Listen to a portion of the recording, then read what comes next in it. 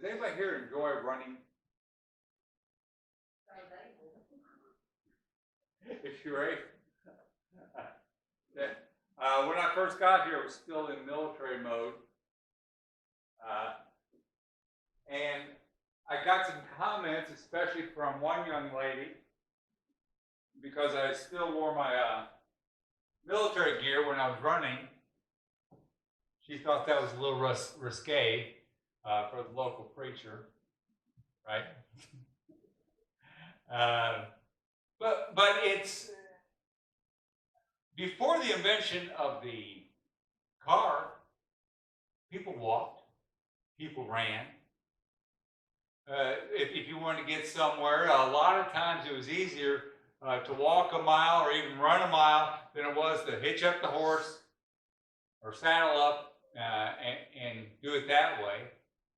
So it was a common thing. And then it got, in everything we do, things get competitive. The early Olympics were before the time of Christ, but because of the influence of the Greek culture, everybody started talking about who could run the fastest, jump the highest, do all these things. Paul, in his writings, started, because everybody was familiar with it, using that to illustrate our walk with Christ. And in Romans, 1 Corinthians chapter 9, starting with verse 24. Do you not know that in a race all the runners run, but only one gets the prize? Run in such a way as to get the prize. Everyone who competes in the games goes into strict training. They do it to get a crown that will not last. But we do it to get a crown that will last forever. Therefore, I don't run like someone running aimlessly. I do not fight like a boxer beating the air. No, I strike a blow to my body and make it my slave, so that after I have preached to others, I myself will not be disqualified from the prize.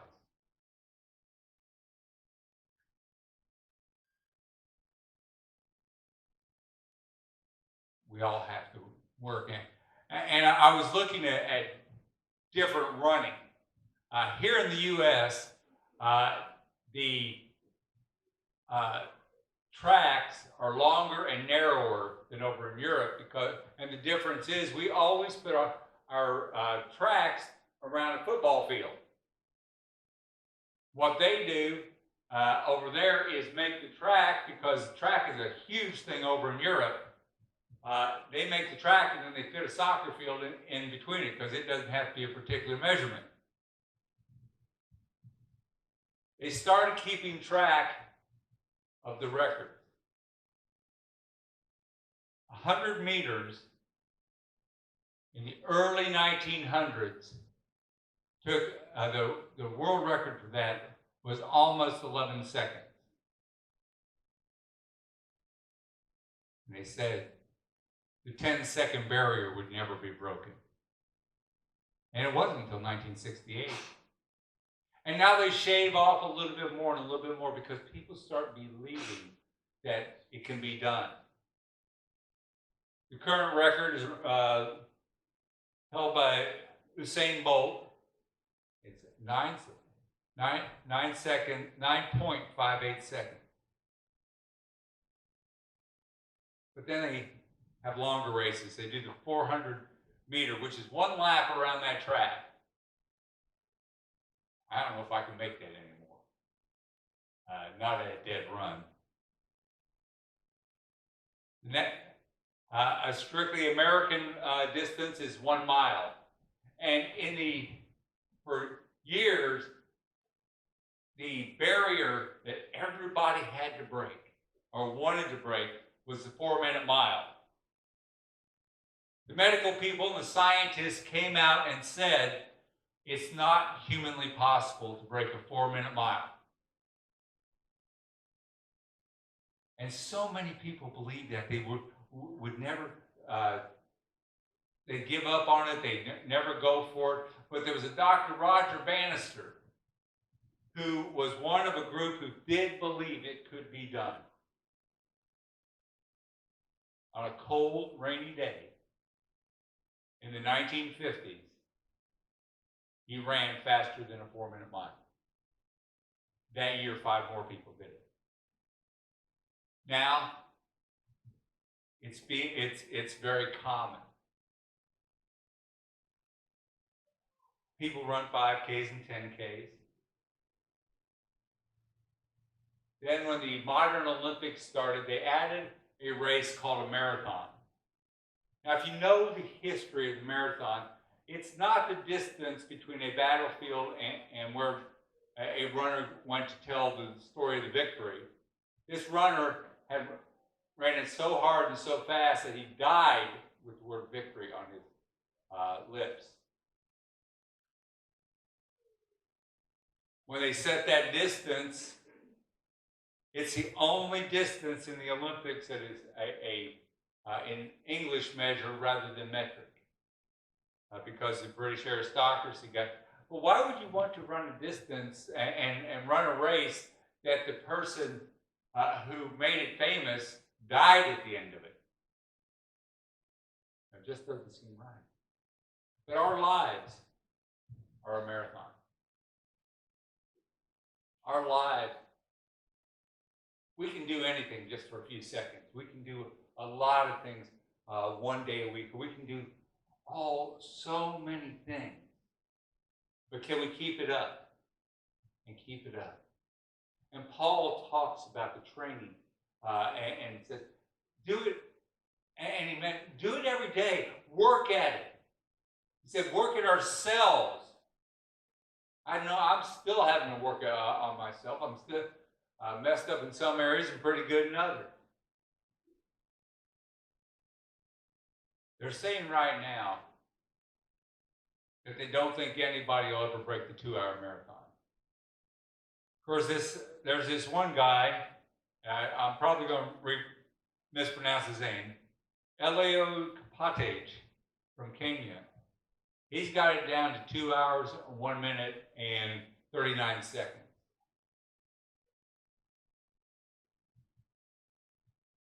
But that's a long time to run hard.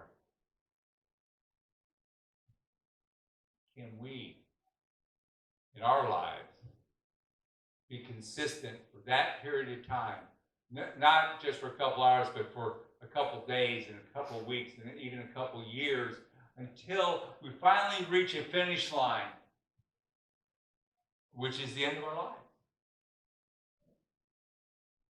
Can we consistently work at it to be competitive?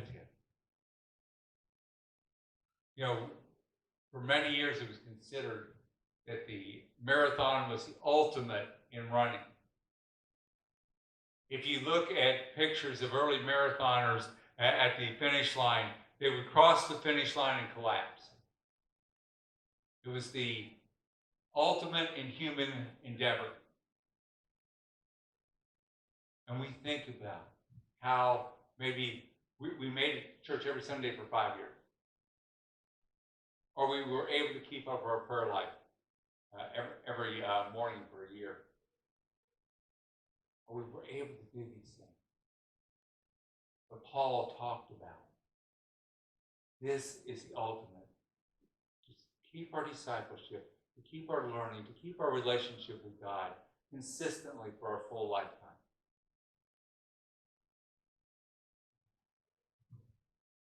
Well, now they've decided that it's not, the marathon is not the ultimate achievement. They've come up with ultra marathon.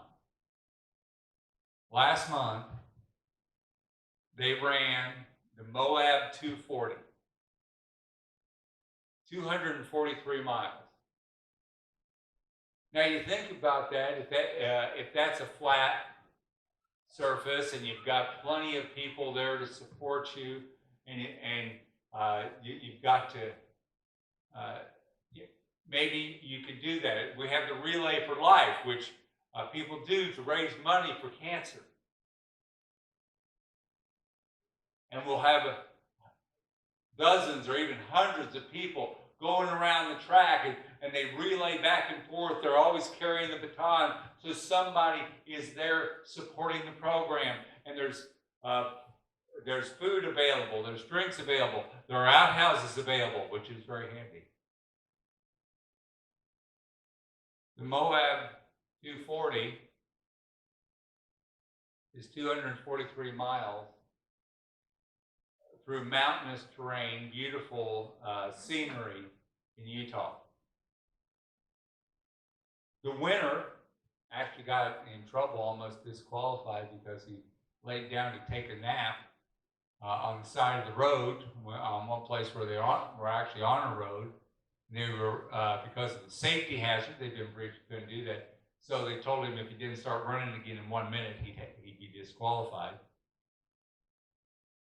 I think probably after the first time he got off the road, he laid down for a little bit longer. He ran the distance in 61 hours, 43 minutes, and 15 seconds. Why you keep track of the seconds on the distance, I have no idea. But a more expressive person, Jessie Morton Langhow, was the first female cross to the finish line, where Miguel had gone out in the front and nobody ever challenged him. She had been challenged by other women for the first place, back and forth, and turned it into a true race. She finished it in 80 hours, 9 minutes, and 42 seconds. That's over 3 days of running, resting, eating, doing everything, but continually moving forward. She is a very articulate young lady, and Utah is her home state, so she had a little home field advantage. But she talked about there were areas of the race where she just cried. She experienced pain in her feet that was really rough. But then there were others where she would come up to a mountaintop and see the sun, where she'd been running in a dark valley, and just be euphoric and laugh.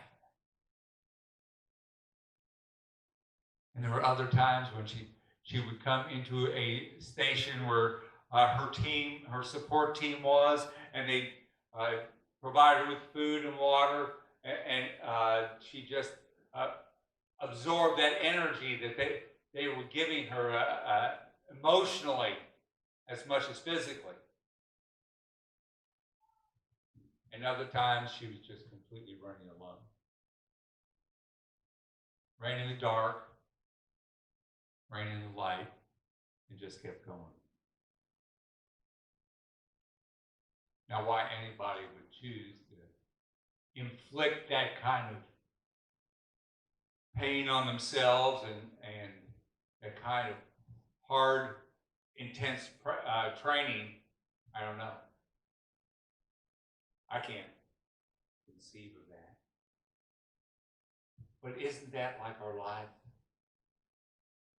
We have good time. We have really good time. The birth of a child. You have euphoria about that. Or we lose a loved one. We're just torn apart by that. But we keep going. Paul talks about training.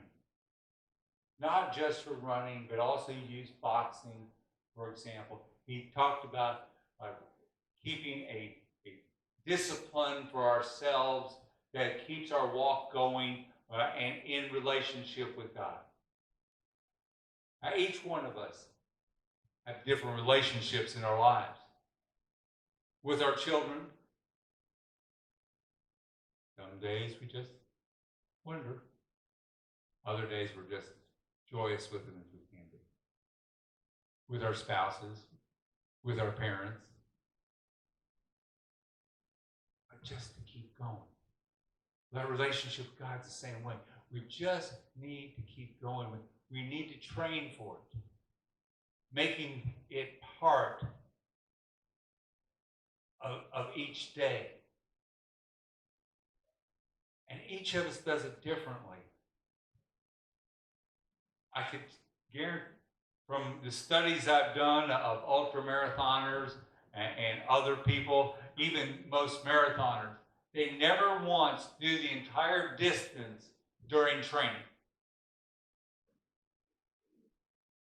They never challenge themselves. For the Moab 240, chances are nobody ever trained even half of that distance. But because they had trained, because they had focused on it, because they had done that, they were able to finish the race. Several of us have read completely through the scripture. Some of us more than once. But I don't know anybody here who sat down and read through the whole thing in one sitting. Or just made that your sole practice for an entire couple days or a week or so to do that. And we probably, if we did, we would be so fatigued and we'd be so tired and distracted that we wouldn't get much out of it. But if we made it part of our daily lives, a little bit each day, but we decide we're going to work on this every day, we get a lot out of that.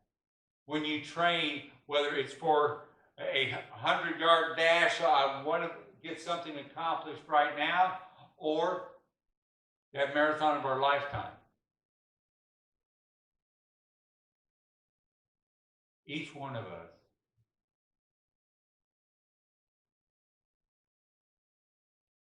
have no choice. We have a lifetime to live. And we have to live it the way we know best.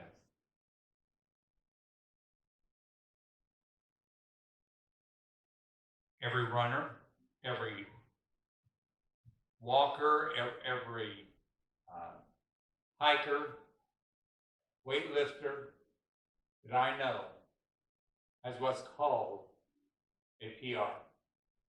It's a personal record.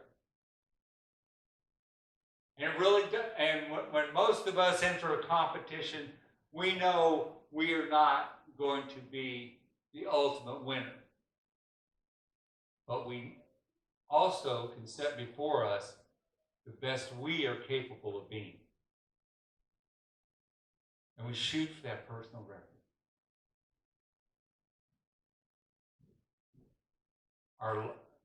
Our relationship with Christ is not a competition.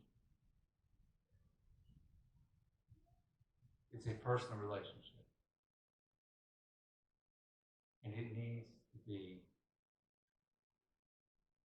the best we can do. Through consistent effort, through consistent training. Paul said he was coaching others. He was teaching others. He had other disciples, but the person he had to focus on the most was himself. Each one of us needs to be focusing on who we are, trying to improve who we are, but at the same time sharing with others to assist them in being who they are and with their relationship.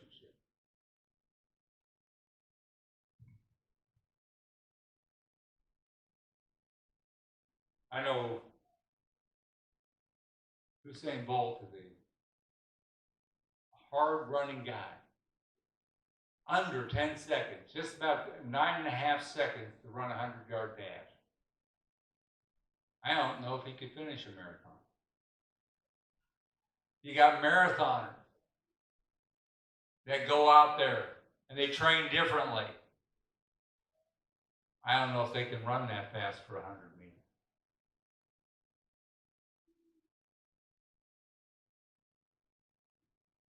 But the ultimate, the ultra marathon,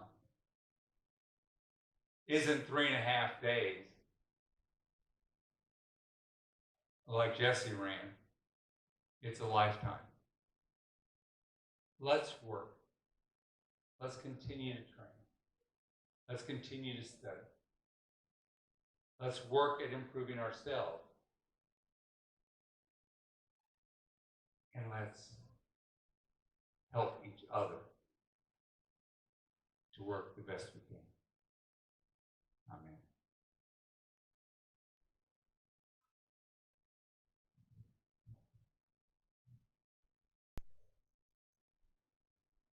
Will you speak with me the truth of the gospel? God loves you. God loves you. It's his desire to bless you. It's his desire to bless you. Go out with those words. Share them. We train ourselves. We also need to work to train others. This in Christ's name.